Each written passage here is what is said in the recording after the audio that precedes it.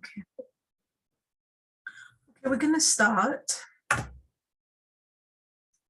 So coming to a comfortable position just to get us ready to start.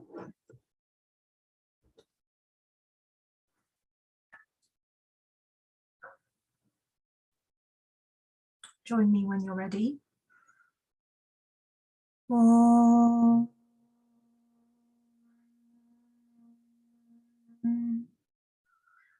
Om.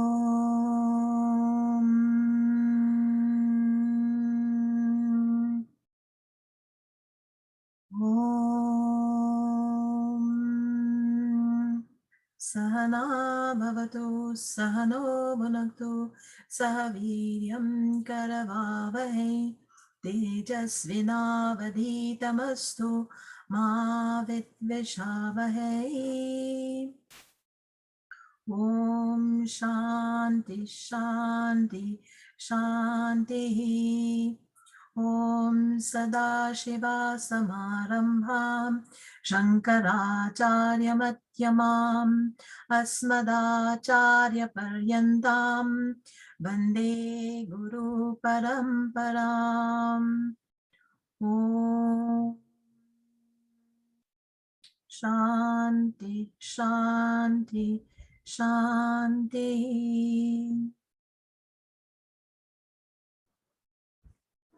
So welcome everyone, and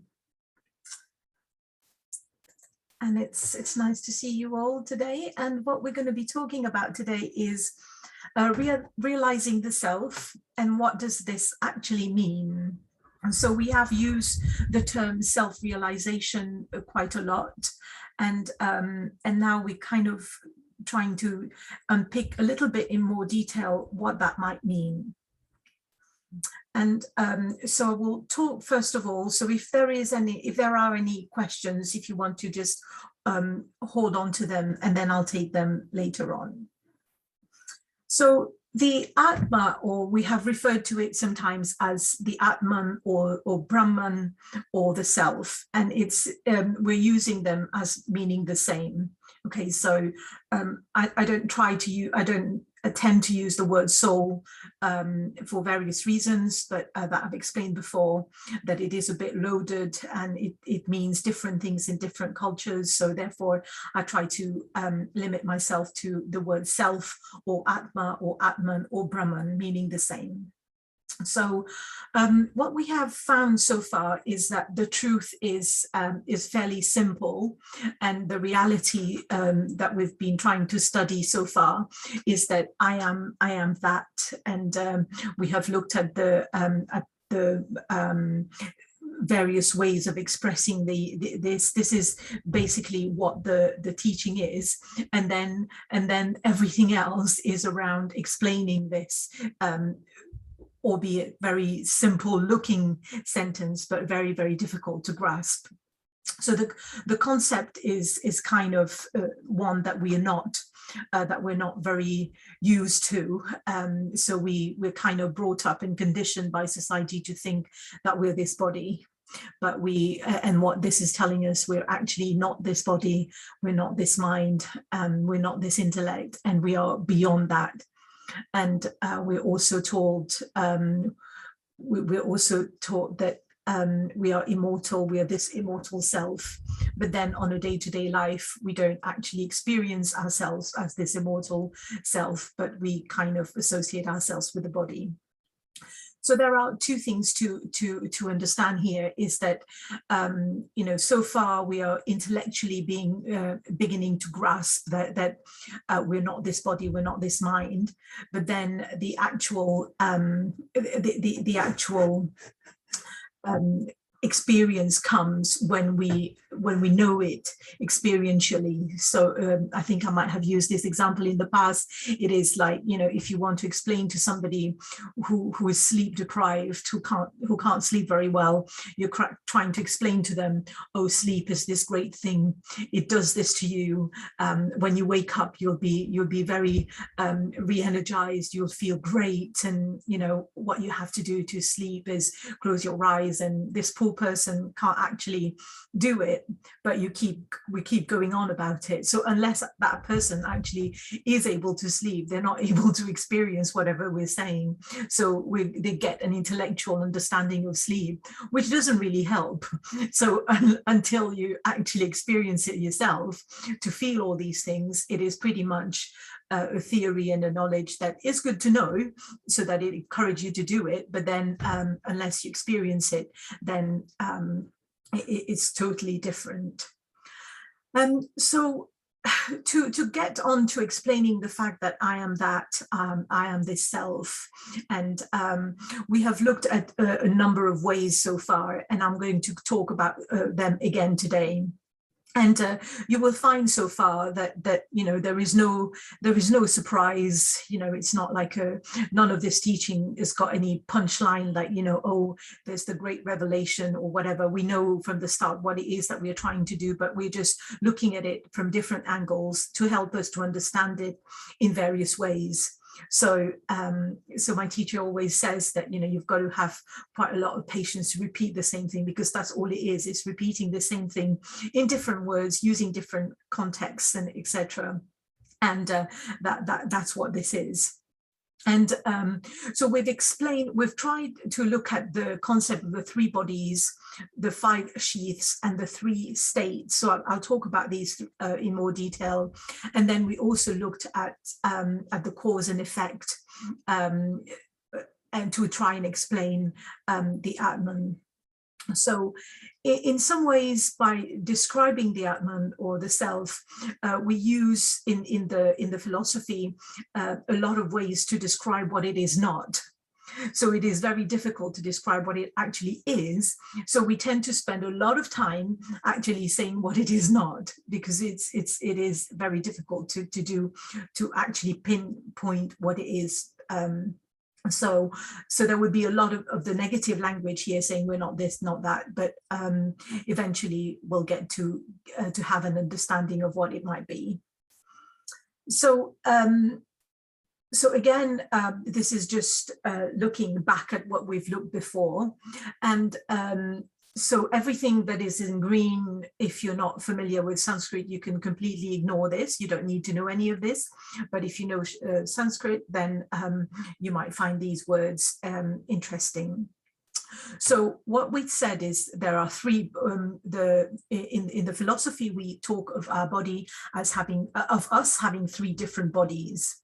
So it's not saying like, you know, we've got three physical bodies, but it is this body that we see that's got three components to it, if you like. So the first one is the physical body, and that's the one that you can actually touch. That's the one that everyone can see, and that's the one that we mistakenly think we are. And so we have seen in the past that this body is temporary. So it's and there's another Sanskrit word for body is deha, which means one that decays. So by definition, this physical body is one that decays, and you know, however, technology can't do anything about it. So we can get anti-aging cream, but the body will go one day, and that's the truth of it. And also we have talked about how the body is often talked as a change of clothes. So with different births, we take different bodies depending on, we kind of think, oh, we have no choice on our body or what we take, but actually we have had a choice in the past, and we are what we desired to be in many ways. So, but we don't know that now. But we have played a very important part in being the person we are now, or even this physical body. And then there is the subtle body. Oops, sorry. The subtle body is or what is inside that we can't see.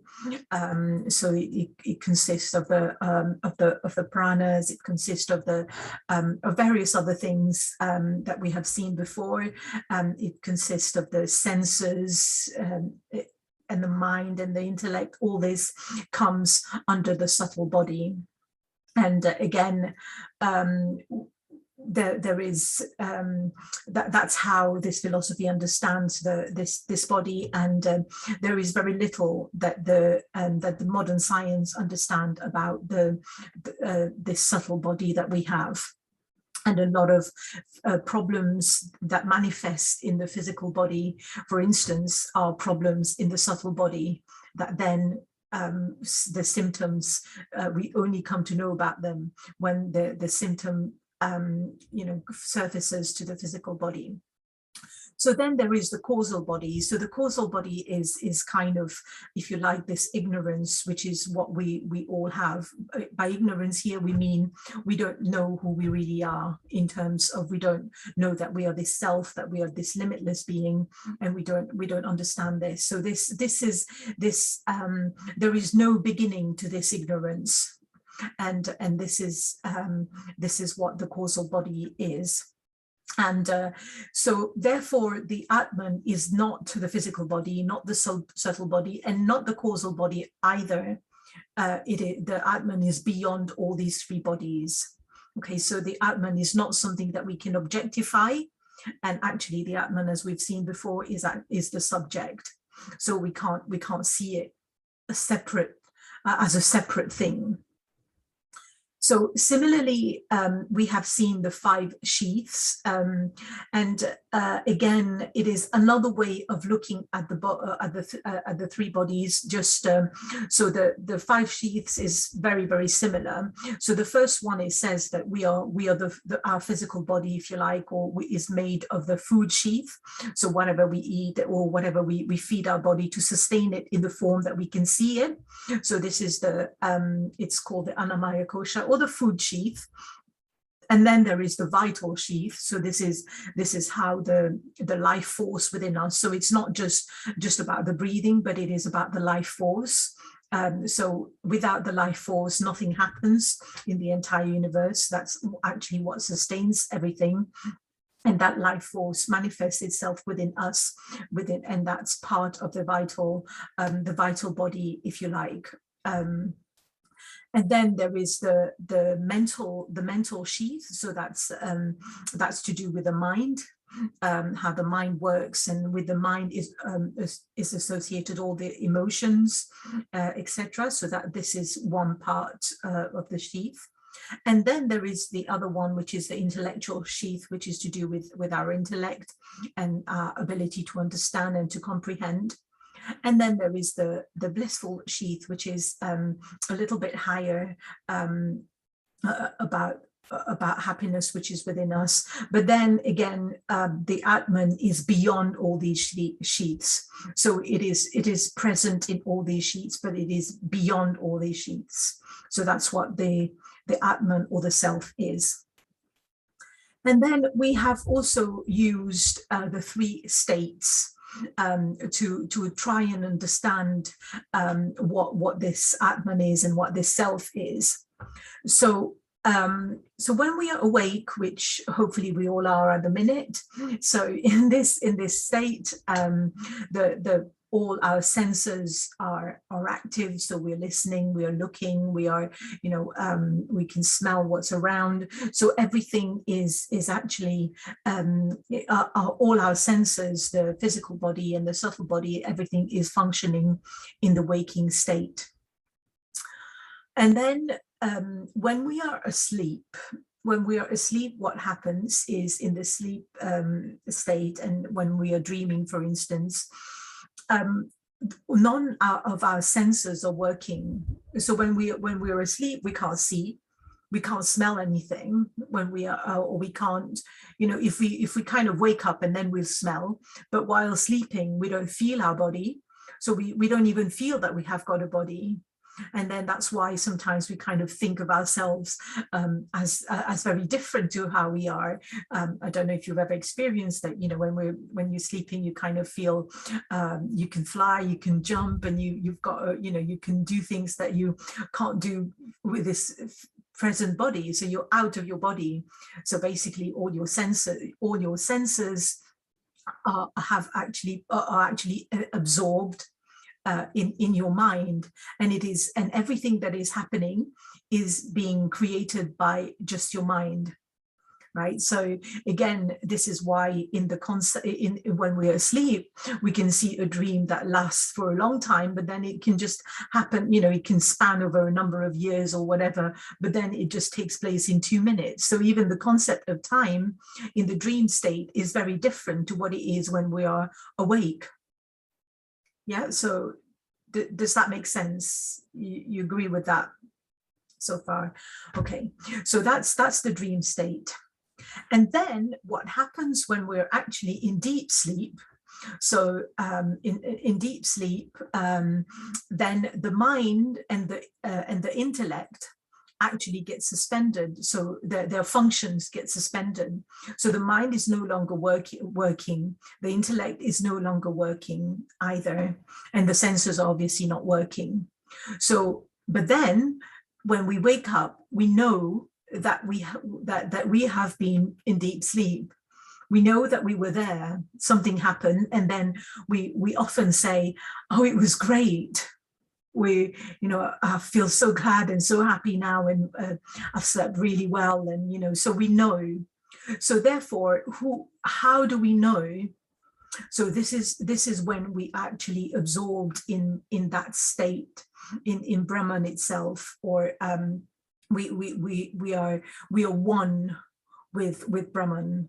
So we actually experience that existence, that pure existence which we are, and so this is very important because it is as close as we get to experiencing to experiencing the self in our daily life. So it is as close as we have ever got so far to experiencing that state. So that's why we always talk about the deep sleep and keep referring to what happens in this. So so I will talk a little bit more about the Atman now. So the Atman is, we experience it in the body. We experience it because we've got, we need the body to experience it. We need the mind to experience it. We need the intellect to experience it, but it is actually everywhere. And when we have looked at the Atman or the Atman before, we've said that the Atman has got all these characteristics. So first of all, it is eternal. So there isn't a time when it isn't there. So the Atman was there in the past, is there in the present, and will be there in the future.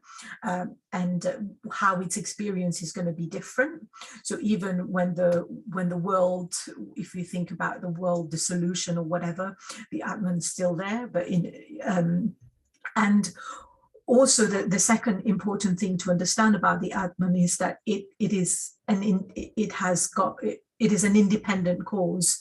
So it doesn't depend on anything. So our body depends on other things, but the actual Atman hasn't got any, it doesn't depend on any other things. It is existence by itself.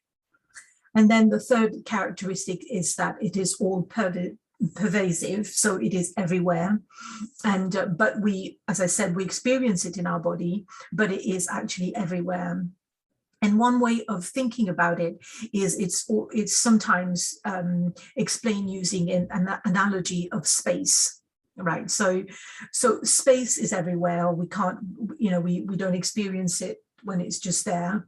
But then if we build a house, then we kind of call this our space, and then this become ours, and then it's confined to, you know, our space becomes confined to the four walls of our house, etc. But then when we destroy the house, the space was there before, the space is still there, and the space will be there. So space doesn't go on holiday, space doesn't need anything, space is always there and all pervasive. So that's what the Atman is. The Atman is everywhere, but we experience it in different forms, or in different, with our body or otherwise. And the Atman also cannot be objectified. So I mentioned that before. So it is not something that's outside that we, you know, it is actually the observer and the subject. And the Atman doesn't do anything, doesn't enjoy anything, but everything we do is for the Atman. And the last characteristics of the Atman, if you like, is that it doesn't undergo any change. It doesn't perish. It doesn't change form or nothing like that. The Atman stays as it is, and it's the one reference point, if you like, that stays just as it is. I mean, there are various ways of explaining this, but this is from the Bhagavad Gita, and this is a very good way of understanding this bit. Then going on to a slightly different point is to look at three kinds of reality.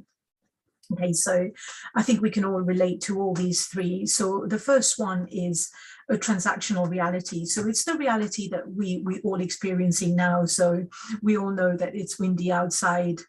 We all can see the screen, you know, so there are some things that are common to all of us. And this is the transactional reality that we're all part of at the moment. So you know, it's all nighttime where we are at the moment. So these are all the, you know, the world in which we're living, and we all experience it in the same way. Then there is another kind of reality which is known only to oneself, right? So for instance, our emotions are known only to ourselves, unless we volunteer to tell someone else about them. But at the moment, you really have no idea what I'm thinking, and I have no idea what you're thinking there. And it's quite a good thing, really, isn't it? I mean, imagine if we could know what everyone is thinking. It might be very unsettling, I think. But and so at this level, there are some things that are known only to ourselves. And similarly, everything to do with the mental sheath, if you like, or the mind, is known only to oneself, right? So things like our emotions, our feelings, and also our dreams. Our dreams, nobody else knows about it unless we volunteer to tell them. So, and that's because it happens in our mind, in that sheath and contained there.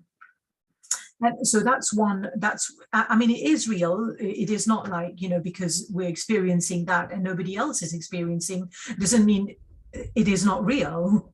You know, we are going through what we're going, and nobody can say, well, actually, this is not real because I can't see it, I can't feel it. Right. So this is important to understand. So this is our own reality that nobody else understands. And then the third point of reality is the point of oneness, which is the whole thing about self-realization, is where we actually see no difference, there is no separation, and we see ourselves as the one, and as everything. We see everything in ourselves. And so I'll come back to that a little bit more. So basically, when someone is a self-realized person, or a wise person, as we also call them, you'll find later. So they are experiencing the world from a standpoint of oneness. Okay, so we experience the point mainly from number 1 and 2. And sometimes we kind of try to experience things from the point of oneness, but then unless we're realized, then we don't always experience it like that. And then moving on to another way of trying to explain this. So I've touched on this a little bit. So now, to understand what happens in self-realization, it is important to understand that I'll go back to this waking stage. So I've already mentioned this, but I'll talk again. So in the waking state, all our senses, our sense organs are alive, are awake, and the mind is active, and the intellect is also active. So when we dream, what happens is we transcend the body. So that's the term transcending. Sometimes people refer to transcendental meditation or whatever. So here what transcend mean is we transcend the body and the senses. So it doesn't mean they don't exist anymore, but it just means that they get absorbed in the mind, but the mind is active. So if you like, what we say, the term that we use is that the sense organs get absorbed in the mind, or we transcend the body. Okay, so then what happens is in deep sleep, the mind and the intellect also get absorbed. And so they get absorbed in Brahman, and what remains is pure existence.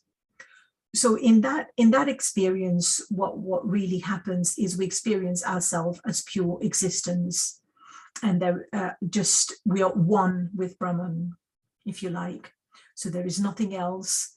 It's just us experiencing the world, experiencing everything from that oneness standpoint that we just mentioned. So now what happens is that when we wake up from our deep sleep, though, then we forget the existence of the self, and then as soon as we wake up, we check our phone. We're already starting to know what's going on in the world outside. We start looking. We start, so this is what happens. And then as the day go on, then we get even further and further from this self, because we just get absorbed in all the things that life throws at us that we need to be tackling during the day. So basically, this is what happens. Everything else takes us away from that self, and then we kind of then forget it until we sit down or whatever, and then we just remember it for a little bit, and then the phone rings, or or somebody wants you, or so this is basically what happens. So now I just want to move on a little bit more to talk about this oneness a little bit in detail. So there is also a little bit of misconception about this idea of oneness and what is actually happening. So in Buddhism, for instance, what Buddhists say is that if you calm the mind and then there is nothing, and this is the self. This is, well, not even the self, but this is that state where there is actually nothing that exists. But this is quite a bit of a misconception, because then who is saying that nothing exists? So there need to be an observer who actually knows that there is nothing there. So by not accepting that there is the self or the Atman, there is a little bit of a problem there, because this idea of nothing cannot exist, because nothing happens. I mean, if there's nothing, then you'd not know that there is anything. Who knows that there is nothing? So therefore, so this is something that's one of the difference, if you like, between the theory of oneness here and the self, as seen by Vedanta, and a non-dualistic Vedanta, and then Buddhism. So then there are also within other philosophies that we might have touched on before, there is some that are dualistic. So it accepts that there is the world on one part, and then there is Atma. But then in the theory of oneness, which is the one that we actually studying so far, which is called Advaita Vedanta. So this is the theory of oneness. So there is everything, to understand what is going on, everything needs to be dissolved in Brahman and the Atman, or consciousness, whatever you think. So basically, how this is explained is that so in oneness, what we experience is that there is nothing but God, or the Creator. So everything is the manifestation of the Creator, and everything is an expression of this creation and of this pure Atman. So it might look very, very different, there are different shapes and forms, etc. But everything that we see, all the names and forms that we use for things, even ourselves, we're all dependent on this oneness, if you like. It's just different names and forms. And this is quite difficult to understand, so I will talk about this in a lot more detail later on in other talks. But for now, one thing to understand is that the cause might be very different, and the manifestation of that cause might look very different.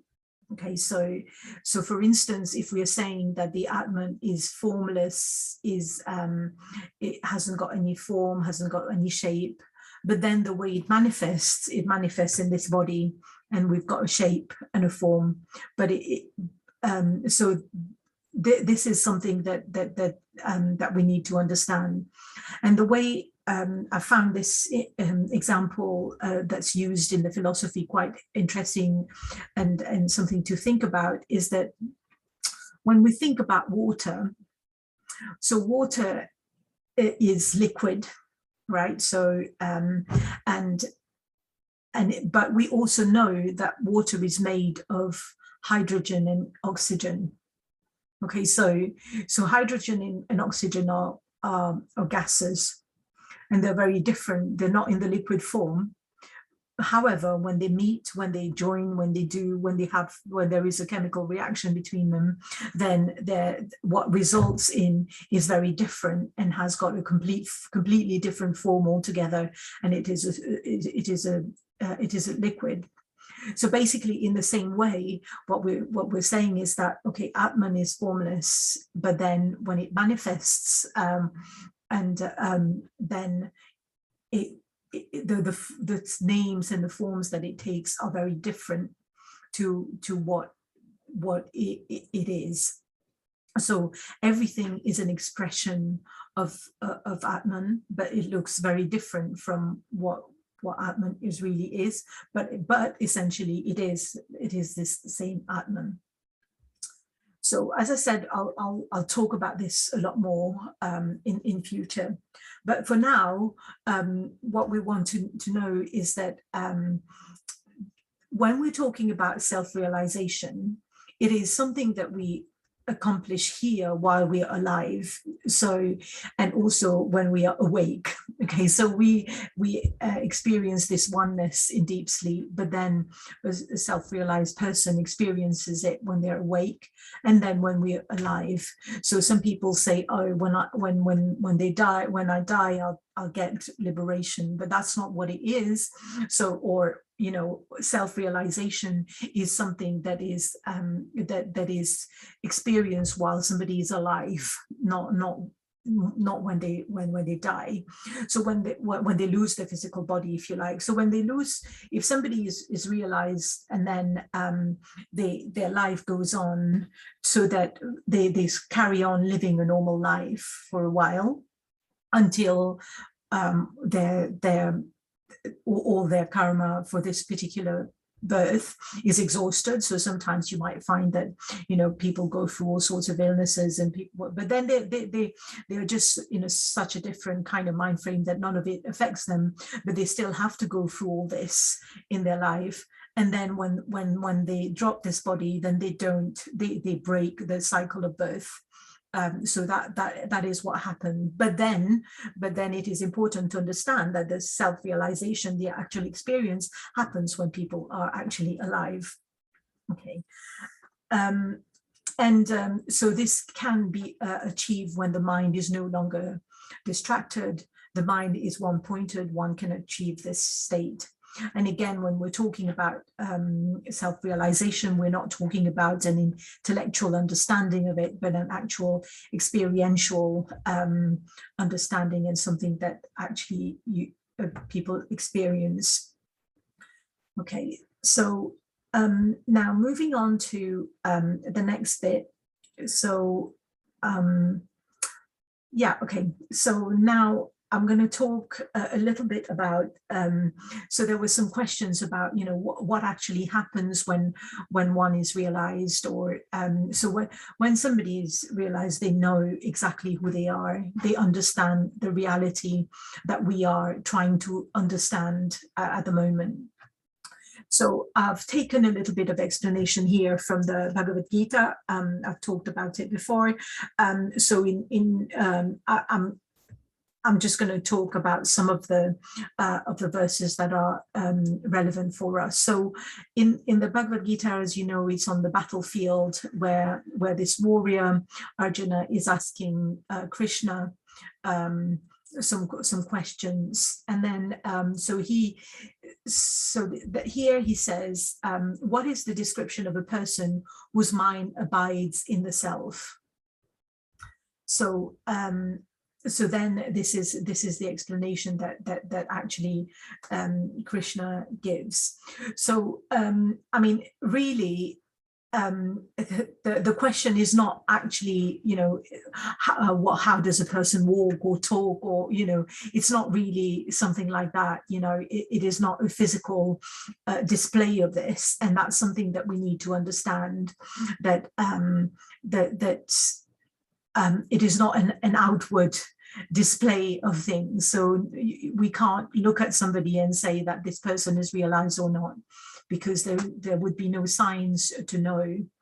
And you know, so it is actually just somebody who is who experiences it. And then my teacher always says, so beware of those who pose as wise, who kind of, you know, so somebody who kind of say, oh, I'm realized, so 99.9% they are not. So or you know, so so it is something that's very internal. And okay, so then in responding to Arjuna's question, so it's not really looking at the physical description or of a person, but the question is really, what is the characteristics of a person's wisdom? How did the person get there, and what actually happened? So this is really the question that Arjuna is asking. So that's what Krishna is responding to. So it says that established in the knowledge of the self. So sthita prajna is the term that is used in the Bhagavad Gita to refer to a person who is wise or realized, who has attained, and there are loads of other words. There are words like somebody who's got moksha, or, you know, so various terms that are used.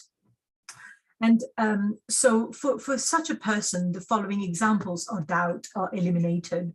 So these are not the only doubts that happens, but these are some of the examples. And we've looked at these. So one is the Atma limited or free from limitations? So the Atma, as we've seen before, has got no attributes.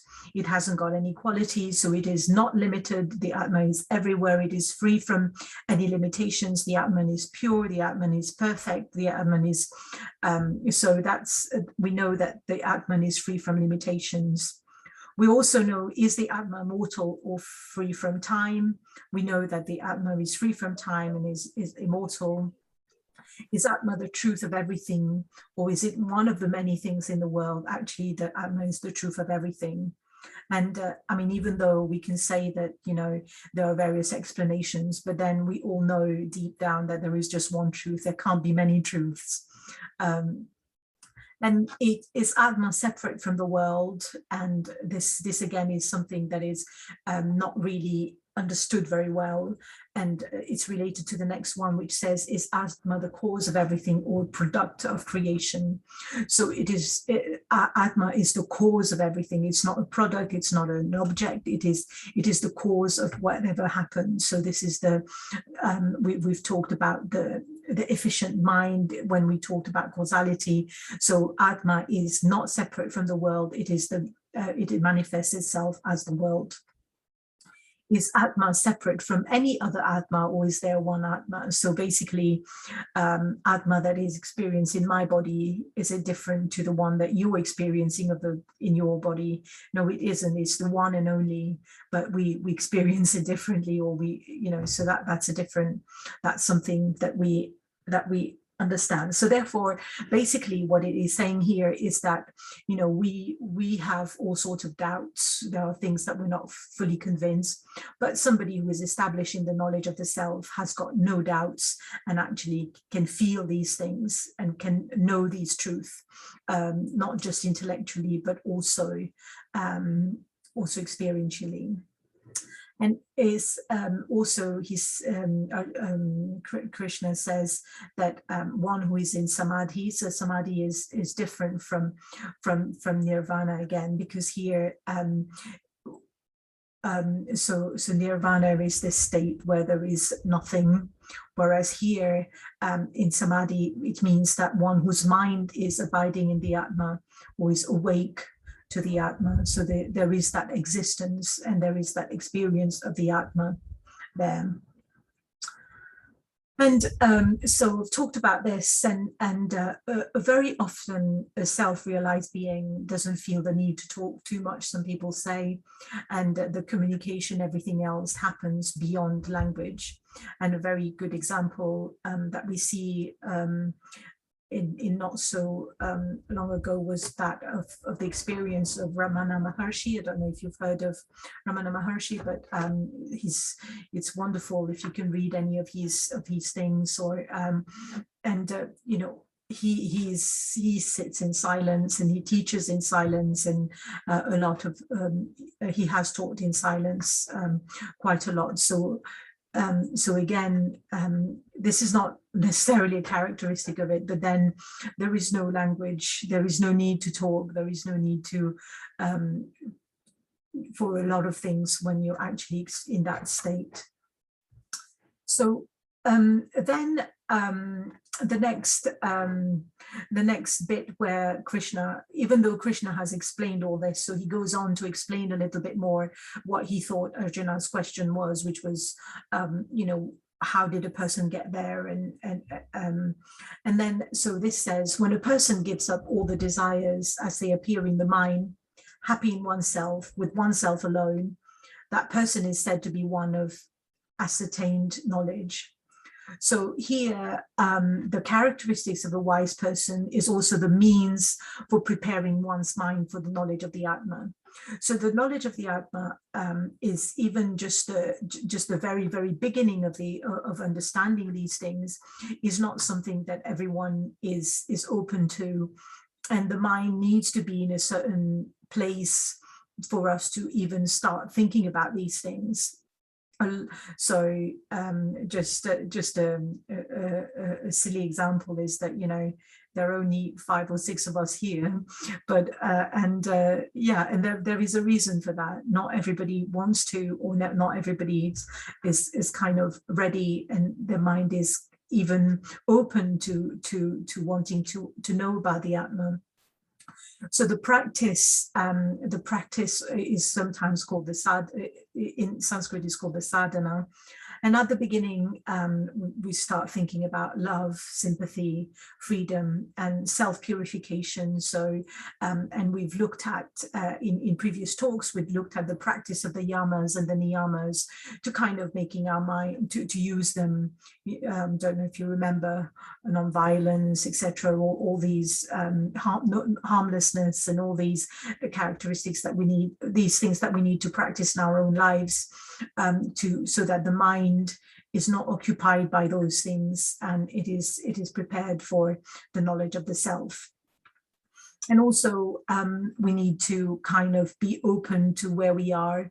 We need to look at us, we need to analyze ourselves, where our personality, how we react to things. So there needs to be certain maturity, so that, you know, we don't take ourselves too seriously, but we can actually look at ourselves in an objective sort of way, and we've got a mirror there to know where we are at, and what it is that we're doing, and all that kind of stuff. So what a realized person does as well is gives up binding desires. So what binding desires means is they are desires, they're things that we desire, and we just keep on desiring more and more. and that's not necessary. That then keeps us away from our goal of self-realization or realizing the self, and then it just takes us more into the worldly path, where what we want is the pleasures of the world and things like that. And then, as we also know, is that, you know, one want creates another want, and then another want, and, you know, it just goes on. So so that then what a realized person does is they discover the eternal love, the bliss in themselves, and then they realize, I am this whole, and the person is actually the fulfillment of all desires. So not requiring anything from outside to feel that sense of fullness, that sense of feeling complete. And there is something that sometimes I do in the yoga class, one of the prayers that said, Om Purnamada Purnamidam. I will do it tomorrow, so I'll do it in English as well as in Sanskrit, and that's what this is saying. So I'm this whole, and I come from the whole, and the whole remains whatever happens. So this is what it actually means. So there is nothing else to desire, because all our desire is me, and that's what it is. So it's actually really beautiful when you kind of really start getting into it. And then the next one is saying what it is that we need to follow in order to become wise. So then here it said, Krishna says, one who is not affected by adversities, one who is without yearning for pleasures, one who is free from longing, fear, and anger, is said to be a wise person whose knowledge stays unshaken. Okay, so this sounds nice to read, but is it achievable or not? So so for a realized person, so the mind, well, when we talk about sorrow for such a person, so the mind is not affected or shaken by sorrow. So sorrow is the mind sheath, is emotions or whatever. So the person knows that I am not these emotions. These emotions are separate. I might be experiencing them, but that's not me. I am this fullness, and there is this conviction there that there is no error of identification, false identification with this. For us is when sometimes something is on our mind, so it consumes us, and then that problems becomes us almost. And then if I see, you know, and then if we meet and then I say, oh, how are you? It's like, oh, this is terrible. This is what's happening. So what is happening there is that there is total identification with all these emotions, with all these problems. I mean, we all do this all the time, but a realized person will not do that. They will know that, yeah, this has happened, but this is not me. Basically, this is, I am the Atman, and this is just something that will pass. So again, so I think I've just mentioned this one about the pleasure. So in the commentary by Shankaracharya on the Bhagavad Gita, he says that if you feed the fire with more wood, it will grow bigger, not grow. So again, if we have little pleasures that we keep entertaining, then it's not saying that you shouldn't have any or whatever, but then for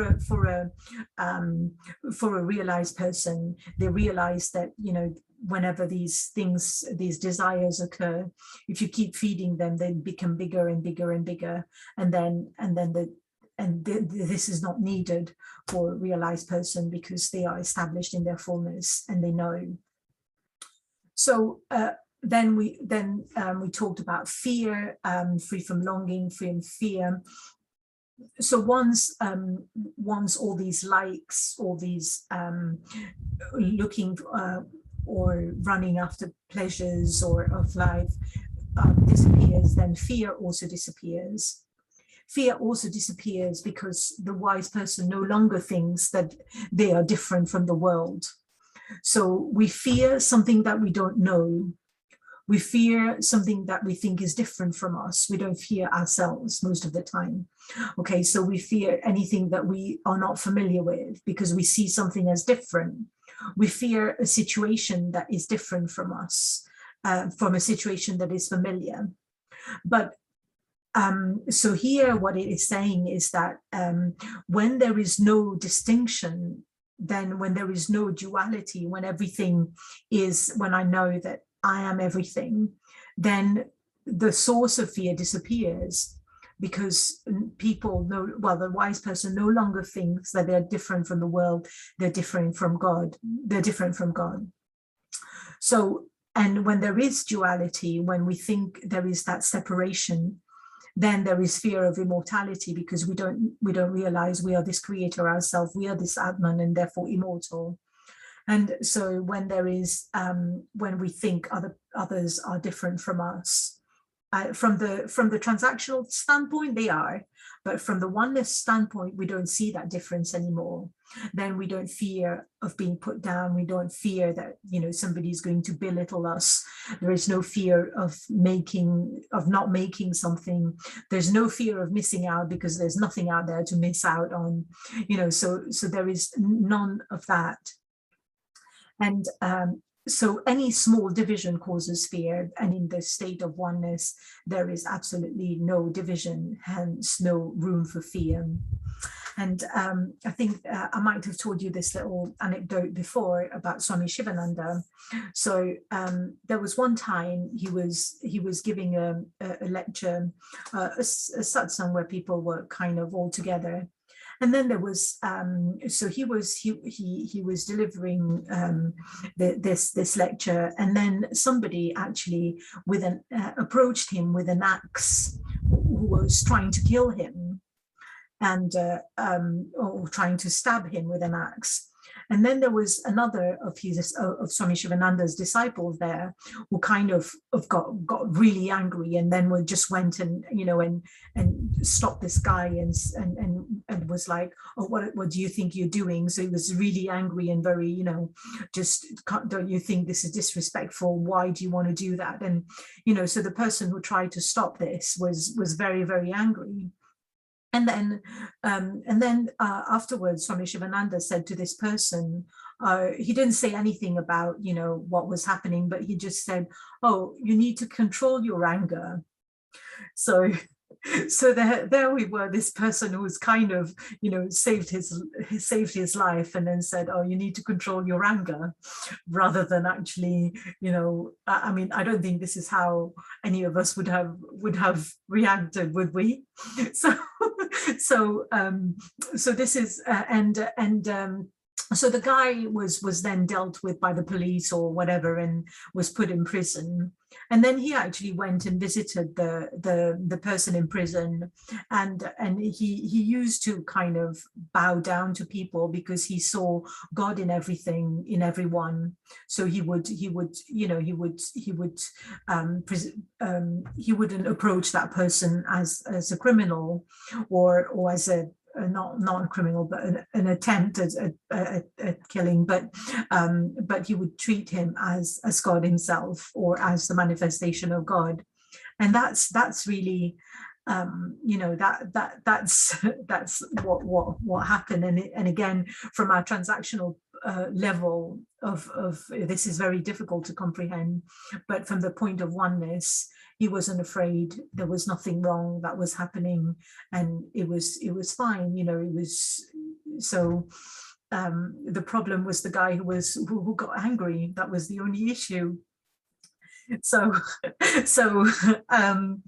okay, so then anger also arises from desires. So we know that desires are themselves not necessarily very bad. They can be quite benign to begin with, but then they very quickly turn into obsession, and they intensify, and then they can become, you know, if you sort of identify too much with that, then this gives rise to potentially becoming angry.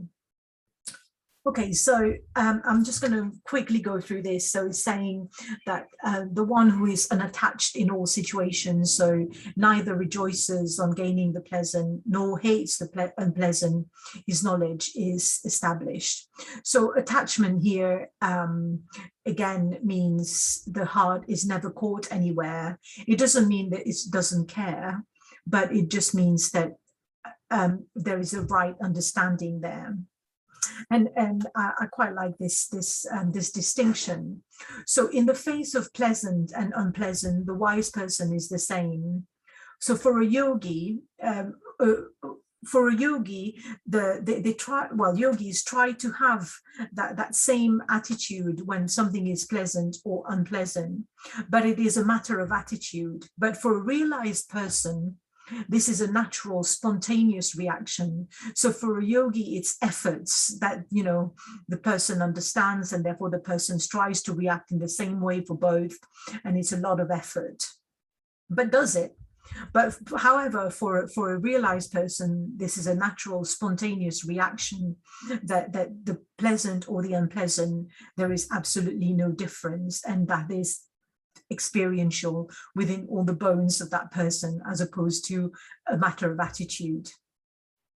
And then, so I'm not going to go into the last bit, so in the interest of time, but so essentially what we've looked at today is that for a self-realized person, there is no false identification with the body, the mind, or the emotions or anything like that. So the person knows the truth both experientially and intellectually. And it's not something that there's no external signs. A realized person sees himself in the world and sees God everywhere. So it's not even a matter, is there a God? But it is saying there is nothing but God. Everything is this Atman, and we are all this expression of this Atman. Therefore, we are all God, and there's no difference, no division. So it is very difficult to explain and comprehend. And the closest we get to experiencing pure existence, knowledge, and fullness is in deep sleep. So that's to think about. So I'll encourage you to kind of listen to this again and think about some of the things that we've talked. So we'll end here.